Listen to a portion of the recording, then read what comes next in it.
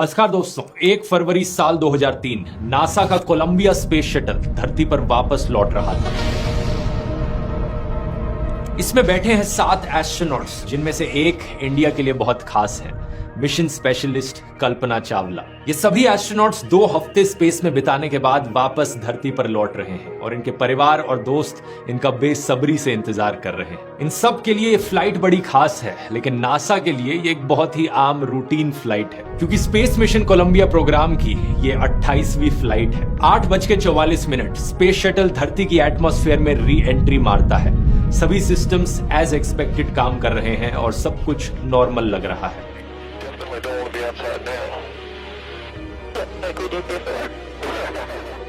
धरती पर space centre में मौजूद है कैप्सूल कम्युनिकेटर कैपकॉम चार्ली होबॉक। ये वो इंसान है जो स्पेस शटल के साथ कम्युनिकेट कर रहे हैं। कुछ ही मिनटों बाद चार्ली होबॉक स्पेस शटल में बैठे एस्ट्रोनॉट्स के साथ टायर प्रेशर की रीडिंग्स को लेकर बात करते हैं। And Columbia, Houston, we see your tire pressure messages and we did not copy your last. Instrumentation, Max. दूसरी तरफ से मिशन कमांडर रिक हस्बैंड अपना जवाब दे रहे थे कि अचानक से लाइन कट हो जाती है। उनकी तरफ से सिर्फ एक शब्द सुनाई देता है, रॉजर, और उनका जवाब अधूरा रह जाता है।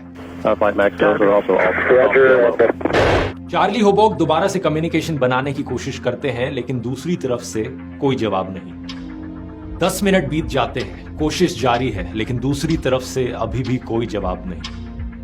Columbia, Houston, UHF, com check. Space centre में मौजूद नासा की ये टीम इस बात से अनजान है कि कोलंबिया स्पेस शटल में एक धमाका हो गया है। कुछ ही मिनटों बाद कैनेडी स्पेस सेंटर पर एक कॉल आती है। जरा टीवी ऑन करके न्यूज चलाओ।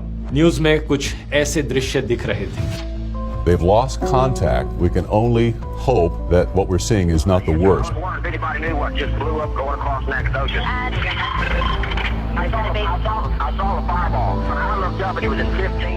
जमीन पर मौजूद कुछ लोगों ने आसमान की तरफ देखा तो उन्हें यह दिखाई दे रहा था मानो एक कॉमेट सा गिर रहा हो। चमकीली सी रोशनी ये 2 टुकड़ों में टूट जाता है और फिर और टुकड़ों में बिखरने लगता है। इस चमकीली सी रोशनी के बिखरे हुए हिस्से धरती की तरफ गिर रहे हैं। 9:12 टेक्सास स्टेट में स्पेसशिप के टुकड़े आसमान से गिरने लगते हैं। नासा को अब तक एहसास हो गया था कि यहाँ एक बेहद खतरनाक हादसा हुआ है। कुछ घंटों बाद प्रेसिडेंट जॉर्ज बुश देश को एड्रेस करते हैं। My fellow Americans, this day has brought terrible news and great sadness to our country. The Columbia is lost. There are no survivors. सातों के सातों एस्ट्रोनॉट्स मारे जाते हैं और इनमें से एक थी 40 साल की Indian born American Kalpana Chawla, एक ऐसी महिला जिनकी दास्तां पूरे देश के लिए इंस्पिरेशन बन गई। आइए जानते हैं इनकी पूरी कहानी आज के इस वीडियो में।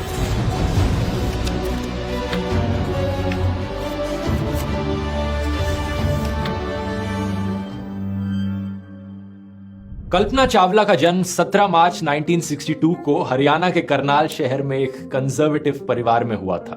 इनके पेरेंट्स बनारसी लाल चावला और संज्योति चावला पार्टीशन के दौरान पाकिस्तान से इंडिया आए थे और कल्पना इनकी चौथी और सबसे छोटी संतान थी। जब इन्होंने स्कूल जाना शुरू किया तो कोई फॉर्मली नाम नहीं दिया गया था इनको। घर पर इनको मोन्टू करके पुकारते थे। जब उसकी बड़ी बहन स्कूल लेके गई, नाम पूछा तो हमने बोला नाम तो रखा ही नहीं है। घर का नाम उसका मुंटू मुंटू ही बोलते थे सब उसको।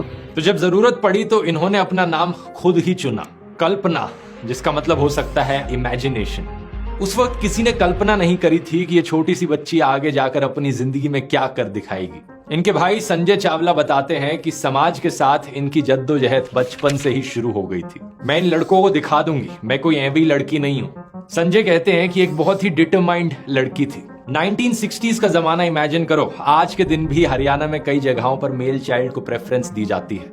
उस जमाने में तो क्या होता होगा। कल्पना चावला को स्पेस में दिलचस्पी आसमान में उड़ते हुए प्लेन्स को देखकर हुई थी। बचपन में अपने पिताजी के साथ लोकल फ्लाइंग क्लब में जाती थी और इनके पेरेंट्स ने इनकी इस दिलचस्पी को नोटिस करना शुरू किया। लेकिन आगे जाकर जब वो बड़ी हुई तो इनके पिता और इनके प्रोफेसर्स और टीचर्स सभी का यह कहना था कि इस प्रोफेशन को परस्यू मत करो। लड़कियों के लिए इस करियर पाथ में कुछ नहीं रखा। संजय चावला बताते हैं कि सबके लिए ये एक बहुत बड़ा शौक था।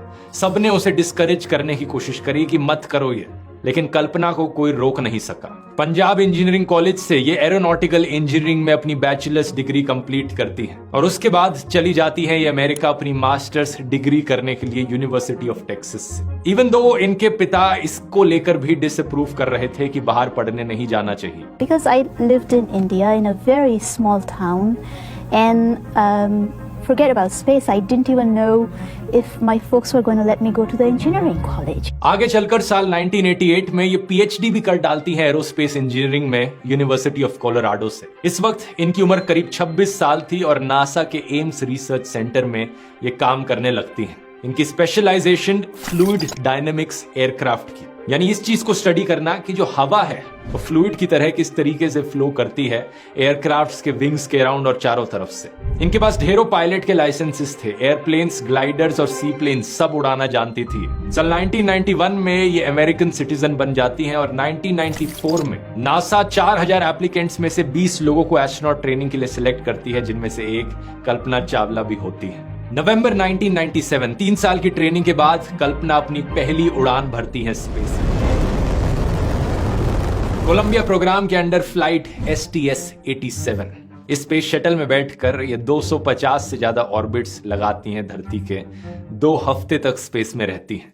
STS का full form space transportation system, ये ऑफिशियल नाम था नासा के स्पेस शटल प्रोग्राम का।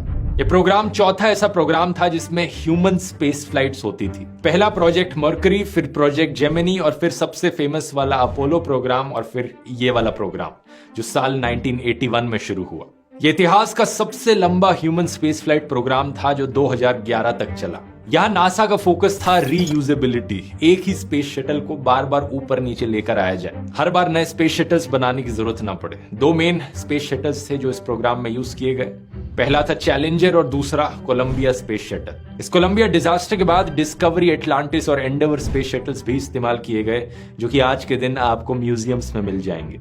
इन सभी में से कोलंबिया पहला स्पेस शटल था जो स्पेस में गया अप्रैल 1981 में। डिजास्टर से पहले 27 सक्सेसफुल मिशन ये कंप्लीट कर चुका था। अब आप यहां सोचोगे क्या एक शटल को इतनी बार यूज करना सेफ था? क्या यही कारण तो नहीं है इस डिजास्टर के पीछे? जवाब है नहीं। STS प्रोग्राम को स्पेसिफिकली रीयूजेबिलिटी के लिए ही डिजाइन किया गया था। हर फ्लाइट के बाद एक बहुत ही लंबा प्रोसेस होता था शटल्स को इंस्पेक्ट करने का, रिपेयर करने का और इन्हें रिफर्बिश करने का। कोलंबिया हादसे के पीछे जो एक्चुअल कारण था वो एक बहुत ही माइनर रीजन था, जिसकी बात आगे वीडियो में करते हैं। लेकिन एज अ कॉन्सेप्ट इस STS प्रोग्राम में कुछ गलत नहीं था। कोलंबिया स्पेस शटल की जो 24th फ्लाइट थी वो कल्पना चावला की पहली स्पेस फ्लाइट थी। STS-87 इसमें वो मिशन स्पेशलिस्ट का काम कर रही थी। फ्लाइट में एक रोबोटिक आर्म की वो मेन ऑपरेटर थी। इस फ्लाइट में उनका काम था एक रोबोट आर्म को ऑपरेट करना जो स्पार्टन सैटेलाइट को डिप्लॉय करे, एक ऐसी सैटेलाइट जिसे भेजा जाएगा सूरज की बाहर की लेयर को स्टडी करने के लिए। लेकिन इस मिशन के दौरान कुछ ऐसा होता है जिससे उनका कॉन्फिडेंस थोड़ा हिल सा जाता है। 1360 किलो की ये सैटेलाइट आउट ऑफ कंट्रोल चले जाती है और ये उसे रिट्रीव नहीं कर पाती। 3 दिन बाद एक स्पेस वॉक करके इस सैटेलाइट को वापस लाना पड़ता है। लेकिन बाद में नासा के साइंटिस्ट इन्हें एक्चुअली में कांग्रेचुलेट करते हैं और इनकी तारीफ करते हैं। यूनिवर्सिटी ऑफ टेक्सास की मैगजीन को बताती हैं, केसी you did a great job. बहुत बड़े सीनियर एस्ट्रोनॉट्स ने उन्हें ये कहा था। पता चलता है कि गलती उनकी नहीं थी बल्कि शटल क्रू में मौजूद किसी और की गलती थी। इस सक्सेसफुल मिशन के चलते कल्पना पहली इंडियन ओरिजिन औरत बन जाती है स्पेस में जाने वाली और पहली साउथ एशियन अमेरिकन वुमेन भी। उस वक्त के Indian prime minister Indra Kumar Gujral ने इन्हें कांग्रेचुलेट भी किया था। Yes, Mr. Gujral, I hear you loud and clear. How do you read me? Kalpana, we are proud of you, each one of us who has done such a pioneering work. Thank you, sir. Thank you very much. और कल्पना खुद कैसा feel कर रही थी पहली बार space में जाकर, उनका कुछ ऐसा कहना था। जब आप आसमान की तरफ देखते हो, तारों और गैलेक्सीज की ओर, आपको ऐसा महसूस होता है कि आप किसी छोटे से जमीन के टुकड़े के हिस्से नहीं हो, बल्कि पूरे सोलर सिस्टम, पूरे ब्रह्मांड का एक हिस्सा हो। मतलब किसी शहर, किसी देश या किसी कॉन्टिनेंट से पहले हम इंसान पूरी धरती और सौर मंडल को बिलोंग करते हैं। ये फ्लाइट 16 दिन तक चली थी और इसमें कई और साइंटिफिक एक्सपेरिमेंट्स भी करे गए, जैसे कि ये देखा गया कि माइक्रोग्रेविटी में प्लांट की रिप्रोडक्शन कैसे काम करती है। लेकिन इससे भी ज्यादा दिलचस्प वो एक्सपेरिमेंट्स थे जो इनकी दूसरी और आखिरी फ्लाइट में करे गए क्रैश से पहले। 16 जनवरी 2003 सुबह के 10:29 कोलंबिया स्पेस शटल आखिरी बार इस धरती से रवाना होता है।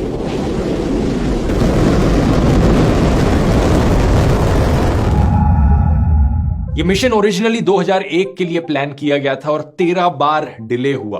फाइनली 2003 में जाकर केनेडी स्पेस सेंटर से ये लॉन्च होता है। मिशन STS-107, इसमें टोटल में 7 एस्ट्रोनॉट्स थे जिन्हें लीड कर रहे थे कमांडर रिक हस्बैंड। एक पेलोड कमांडर थे माइकल एंडरसन और 3 मिशन स्पेशलिस्ट थे जिनमें से एक कल्पना चावला थी। पायलट थे विलियम मैककूल और इजराइल स्पेस एजेंसी से एक इलान रामोन भी थे जो पेलोड स्पेशलिस्ट थे। इन एस्ट्रोनॉट्स का मिशन था 24 घंटे नॉनस्टॉप एक्सपेरिमेंट्स करना। अब नॉनस्टॉप का मतलब ये नहीं कि बिना सोए, बल्कि शिफ्ट्स में काम करके ऑब्वियसली। 16 दिन तक जिस समय स्पेस में रहे इन्होंने करीब 80 अलग अलग एक्सपेरिमेंट्स किए, लाइफ साइंसेज, मटेरियल साइंस और फ्लूइड फिजिक्स के। कल्पना चावला फोकस कर रही थी माइक्रोग्रेविटी पर कि कैसे स्पेस में कंबशन होती है, कैसे आग को सप्रेस किया जा सकता है, कैसे क्रिस्टल ग्रोथ होती है और इवन प्रोस्टेट कैंसर कैसे ग्रो करता है स्पेस में। ज्यादा डिटेल्स में ना जाते हुए ये चीज काफी दिलचस्प थी क्योंकि धरती पर मौजूद लेबोरेटरीज में जब सेल्स ग्रो करते हैं तो वो 2 डायमेंशनल मोनोलेयर्स में ग्रो करते हैं कल्चर डिशेस में, लेकिन स्पेस में सेल्स 3 डायमेंशंस में ग्रो करते हैं स्फीयरॉइड्स की शेप में। सिमिलर तरीके से हमारी बॉडीज में कैंसर के ट्यूमर्स भी बनते हैं, तो इससे ट्यूमर बिहेवियर को समझने में काफी मदद मिली। इस मिशन में स्पेस हैब नाम की एक कंपनी ने भी नासा के साथ कोलैबोरेट किया था जिसकी मदद से दुनिया भर की यूनिवर्सिटीज, कंपनीज और सरकारी एजेंसीज स्पेस में अपनी रिसर्च कर सकती थी बिना खुद से स्पेस में जाए। मतलब उनके बिहाफ पे ये एस्ट्रोनॉट्स एक्सपेरिमेंट्स कर रहे थे। In fact Australia, China, Israel, Japan, USA जैसे देशों के 6 स्कूलों से बच्चों को लिया गया जो अपने एक्सपेरिमेंट्स करवाना चाह रहे थे इन एस्ट्रोनॉट्स से। Spiders, silk worms, organic crystals, मछलियां,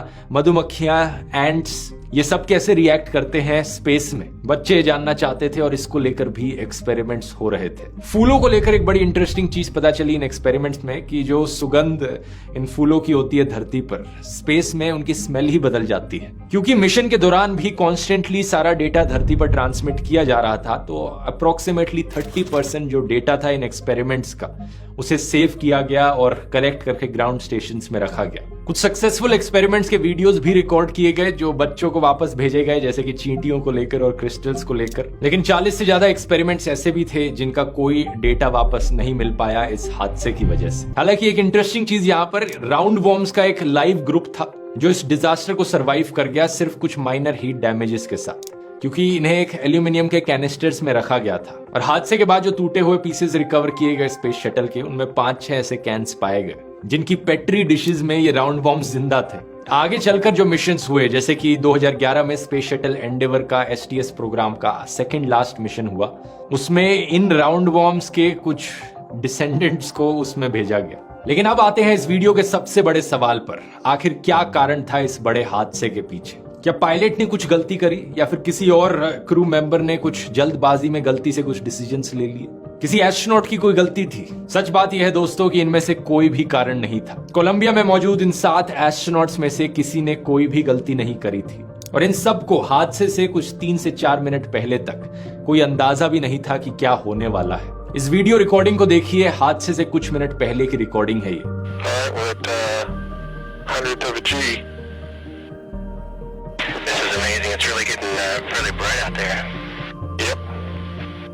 Definitely don't want to be outside now. Like we did before. I have to back my point.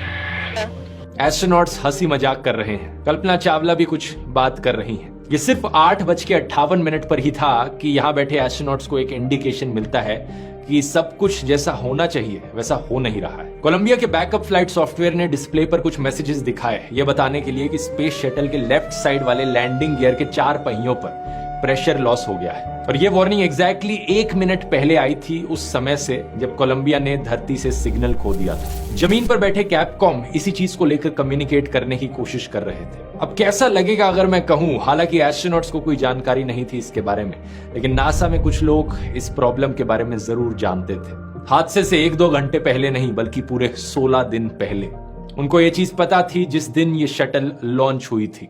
बात यह है कि कोलंबिया की लॉन्च के 81 सेकंड बाद एक फोम का छोटा सा टुकड़ा शटल से अलग होकर लेफ्ट विंग पर जाकर टकरा गया था। यह फोम उनमें से था जिसको यूज किया जा रहा था कोलंबिया के एक्सटर्नल टैंक को मेन शटल से कनेक्ट करने के लिए। ज्यादा बड़ा टुकड़ा नहीं था, सिर्फ 60 सेंटीमीटर लंबा और करीब 40 सेंटीमीटर चौड़ा था। इसका वजन सिर्फ 750 ग्राम था, लेकिन ये लेफ्ट विंग पर जाकर इतनी तेजी से टकराया कि इसकी वेलोसिटी उस वक्त एस्टिमेट करी जाती है कि 700 से लेकर 900 किलोमीटर प्रति घंटे के बीच में होगी। इस चीज के होने के 2 से 3 दिन बाद नासा के कुछ इंजीनियर्स ने एसटीएस प्रोग्राम के मैनेजर रॉन डी डिटरमोर को बोला कि पिक्चर्स लिए जाएं इस डैमेज को पता करने के लिए कि यहाँ क्या डैमेज हुआ है स्पेस शटल को, हम अपनी अमेरिकन स्पाई सैटेलाइट्स का इस्तेमाल कर सकते हैं। लेकिन इंजीनियर्स ने बताया कि चीफ ने इस रिक्वेस्ट को मना कर दिया था। यही कारण है कि जब ये चीज बाद में पता चली तो हादसे के बाद अप्रैल 2003 में इन्होंने अपनी पोजीशन से इस्तीफा दे दिया, अपनी गलती स्वीकार करते हुए। 2008 में आई स्पेस जर्नलिस्ट माइकल कैबेज और विलियम हार्डवुड की किताब कॉमचेक ने यह बताया कि डिपार्टमेंट ऑफ डिफेंस तैयार थी अपने स्पाई कैमरास इस्तेमाल करने के लिए, लेकिन ऑफिशियल्स ने मना कर दिया था। एक इंटरनल कमीशन बनाया गया था इस चीज में जांच करने के लिए, जिसका नाम था Columbia accident investigation board, short में CAIB। अगस्त 2003 में इस कमीशन ने अपनी एक बहुत बड़ी रिपोर्ट निकाली जिसमें डिटेल में एक्सप्लेन किया कि ये कोलंबिया डिजास्टर क्यों हुआ था और किस कारण की वजह से हुआ था। इस रिपोर्ट में एक बार फिर से मेंशन किया गया था नासा की नेग्लिजेंस को, नासा के human space flight chief William Reddy का फेलियर, इस ऑफर को ना एक्सेप्ट करना कि स्पाई सैटेलाइट्स का इस्तेमाल करके हम शटल के डैमेज को देख लें। यही कारण कि इस डैमेज को जांचा नहीं जाता और अगले 15 दिन तक ये मिशन एज पर प्लान चलता है, अंटिल 1 फरवरी जब मिशन खत्म होने के बाद स्पेस शटल को धरती पर वापस लौटना था। स्पेस शटल के लेफ्ट विंग पर ये जो डैमेज हुआ था इसकी वजह से एक छोटा सा होल आ गया था और धरती के एटमॉस्फेयर में नीचे आते हुए ये डैमेज और बड़ा होता गया। एक छोटे से होल की वजह से हवा लीक करने लगी और आमतौर पर एक थर्मल प्रोटेक्शन सिस्टम होता है जो स्पेस शटल के अंदर टेम्परेचर मेंटेन करता है, लेकिन हवा की वजह से ये होल और बड़ा होता गया और देखते ही देखते एक सूटकेस जितना बड़ा इंसुलेशन का पीस टूट चुका था। कोलंबिया का एक बहुत बड़ा हिस्सा अब बाहर की आग और गैसेस से एक्सपोज हो रहा था। इसकी वजह से पहले लेफ्ट विंग में लगे सेंसर्स काम करना बंद कर जाते हैं, टेम्परेचर रीडिंग्स नहीं मिल पाती, फिर टायर प्रेशर की रीडिंग्स गायब हो जाती हैं और देखते ही देखते ये स्पेसक्राफ्ट टुकड़ों में बिखरने लगता है। जमीन पर मौजूद लोग इस वीडियो को कैप्चर करते हैं जिसमें ब्राइट फ्लैशेस दिखते हैं। एक छोटे से फोम के टुकड़े की वजह से ये पूरा हादसा होता है और 7 लोग अपनी जान गंवा देते हैं। लेकिन यहाँ पर यह चीज भी मेंशन करनी जरूरी है कि 2003 में जो CAIB की रिपोर्ट निकली थी इसने बताया कि ऐसे फोम स्ट्राइक्स रेगुलरली होते हैं स्पेस शटल के लॉन्चेस में। 79 मिशंस जिनकी फोटोज अवेलेबल थी लॉन्च के दौरान, उनमें पाया गया कि 65 में ऐसी फोम स्ट्राइक्स पहले भी देखने को मिली हैं। तो ये बड़ी कॉमन चीज थी ऐसे फोम स्ट्राइक्स होना। लेकिन इस फोम स्ट्राइक के बारे में प्रॉब्लम वाली बात यह थी कि ये टुकड़ा गलत समय पर गलत जगह जाकर टकरा गया। हादसे के 5 साल बाद दिसंबर 2008 में एक और रिपोर्ट सामने आती है, Columbia crew survival investigation report. इससे पता चलता है कि कैबिन प्रेशर डिस्टर्ब होने की वजह से एस्ट्रोनॉट्स की मौत कुछ ही सेकंड के अंदर हो गई थी। जब कोलंबिया स्पेस शटल वायलेंट तरीके से बिखर रहा था तो उन्हें कोई हीट या डैमेजेस इस तरीके से सहने नहीं पड़े। इस रिपोर्ट में क्रू के आखिरी मिनटों को रिकंस्ट्रक्ट करने की कोशिश करी गई। क्या हुआ उन आखिरी मिनटों में? चारों तरफ वार्निंग साइंस और अलर्ट्स बज रहे थे, टायर प्रेशर की प्रॉब्लम, लैंडिंग गियर की प्रॉब्लम। इस रिपोर्ट में यह भी लिखा गया कि अगर कैबिन में बेहतर इक्विपमेंट मौजूद होती तब भी एस्ट्रोनॉट्स की जान नहीं बचाई जा सकती थी। The breakup of the crew module and the crew's subsequent exposure to hypersonic entry conditions was not survivable by any currently existing capability. इस हादसे के बाद नासा ने स्पेस शटल प्रोग्राम को 2.5 साल के लिए रोक दिया और सबसे इंपॉर्टेंट चीज, फोम रैम का जो डिजाइन था वो भी बदला गया। अब इस तरीके से डिजाइन बदल के किया गया कि इस तरीके से हादसा दोबारा ना हो सके और थैंकफुली आज के दिन 20 साल बाद भी ऐसा कोई हादसा दोबारा नहीं हुआ है। आगे स्पेस शटल प्रोग्राम को तब तक कंटिन्यू रखा गया जब तक इंटरनेशनल स्पेस स्टेशन बनकर तैयार नहीं हो गया।